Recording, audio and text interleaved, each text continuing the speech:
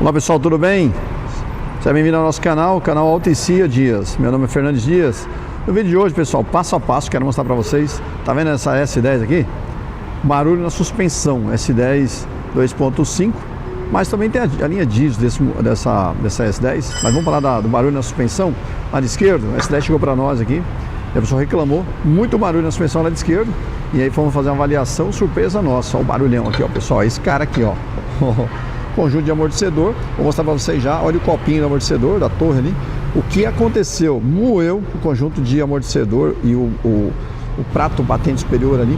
Quero mostrar para vocês. Você tem S10, reclama de barulho? Vem comigo no vídeo passo a passo mostrar para vocês. Barulho na suspensão da S10, vem comigo.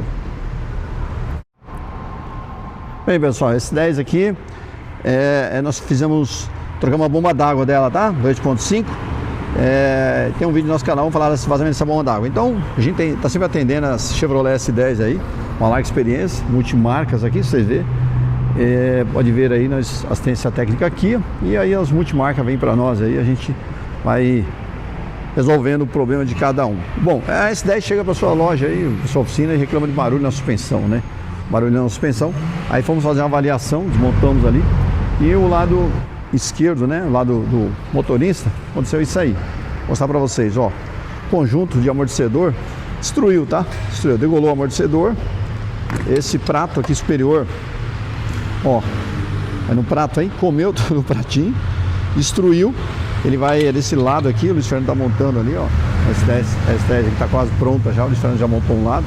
Mas ó, você tem S10 aí, não adianta ficar sofrendo, quebrando cabeça, pensando que é bandeja, né, outros itens aí, porque é uma suspensão bastante robusta, né? Essa bandeja dela vale a pena olhar, né, fazer uma avaliação das bandejas, superior, inferior, dos pivô.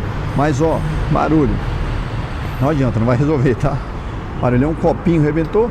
Esse amortecedor trabalha meio inclinado aqui, por isso que arrebenta esse conjunto aqui, ele vai aqui, ó, esse copinho, arrebentou, degolou o amortecedor. Barulho na S10, ó, tá vendo?